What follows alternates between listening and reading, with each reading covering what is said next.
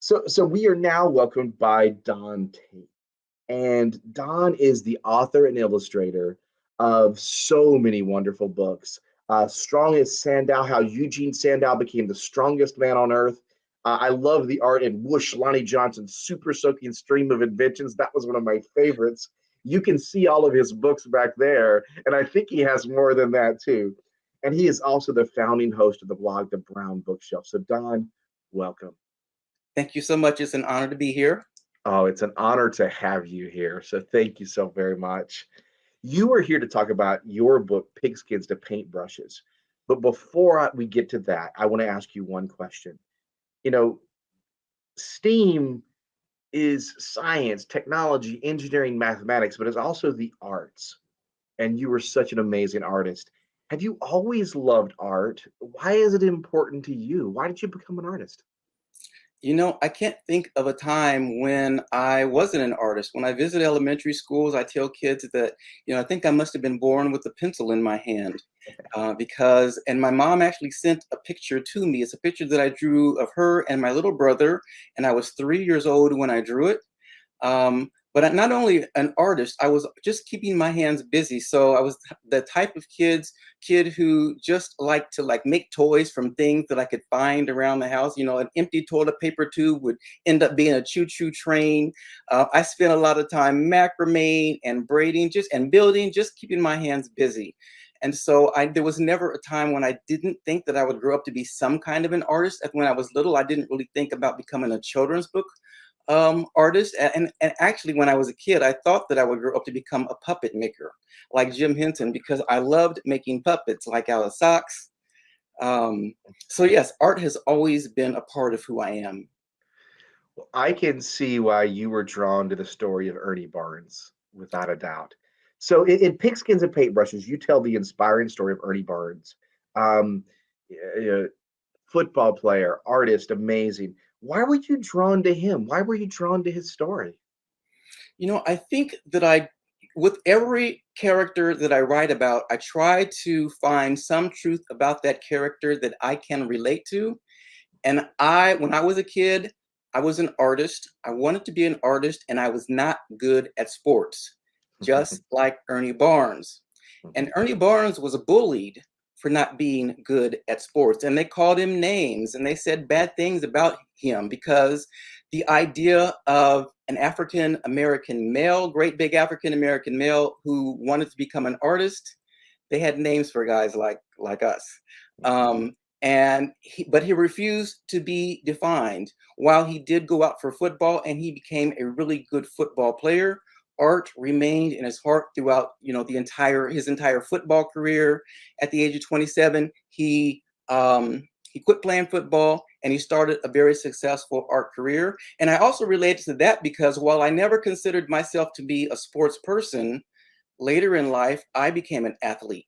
Mm. Okay, I'm not out there on the basketball court or on the football court, but I love to go swimming. When I get done with this interview, I'm heading over to the YMCA and doing 60 laps. I like to walk and run and practice yoga.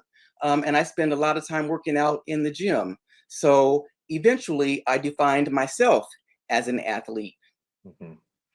Well, maybe I'll pass you in swimming there. You never know, right? Well, Don, you talk about the struggles that Ernie faced, and you mentioned them earlier. I mean, you talk about him not even being able to go into some art museums when he was young, right? And being restricted from that. And I'm curious, can you talk about those struggles he went through, being bullied, being treated differently because of the color of his skin? Yeah, so during the Jim Crow days, African Americans weren't allowed to go into hotels or museums or in certain places, and I thought that that was important to include in the story. Oftentimes, people will ask me if certain things that I talk about in my stories are appropriate for young children. And I don't believe in sugarcoating history, so I included that in all of the story. I Mhm. think that stories like mine um, offer kids like a blueprint for navigating some of the struggles that they may already be facing. issues with civil rights and voting and the mistreatment of people of color. Those aren't new things. They've been happening for 400, for 200, the last 50 years. And so stories like this can show kids how other people have overcome great obstacles to make great contributions to the world. 100%. Don, you talk about how Ernie made it to the National Football League, but his real success came after football with art. Can you tell us a little about how art became what we know him from? Well, he went to college on a football scholarship, and and he wasn't a great football player, but he was a good football player. Um, but art always remained in his heart, so he stopped playing football and he stopped playing track for a while, and he just focused his time in the art studio and learning all of the techniques about art. Um, and actually, when he after he left college, he planned on starting an art career, but the American League was knocking at the door.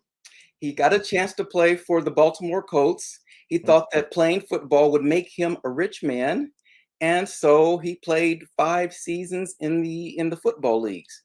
But mhm, again, art was never in his heart, and so he quit playing football and he painted what he loved, which was the images of the African American people in his community, and he called those paintings the beauty of the ghetto. mhm, And one of those paintings went on to be shown during my favorite television show, Good Times. mhm, In the 1970s, there weren't a mhm, lot of television shows that featured people who looked like me, so I loved watching Good Times. mhm, No matter what was going on in this family, JJ was always in the background painting pictures. mhm, And at the time, I thought that JJ was actually painting those pictures of beautiful, elongated, graceful African American people. And it wasn't until many years later that I learned that Ernie Barnes was the artist who painted those pictures. And Ernie Barnes inspired so many other illustrators like me to yeah. go into the arts. And so I thought he is someone who young people need to know about and familiarize themselves with his artwork. It's interesting, Don, because I knew Ernie's name. I sort of had this vague conception of who he was. And in reading your book on one of the last pages, you have one of his artworks there. And I was like, I've seen that. I've seen that in the museum. And I was so excited because I recognized that I had, also been touched by his presence there as well, too. So Don, what advice do you have for our friends watching today if they want to be an artist, if they want to be an athlete, if they want to be anything they can imagine in this world? What advice do you have for them? Just stick, be true to yourself. Okay, there are going to be people who try to define who you should be. I remember when um, right out of the college, I said I wanted to go into the arts, and my dad was like, "You're not going to be able to make an income as an artist." And my grandfather was like, "No, I think maybe you should go into business."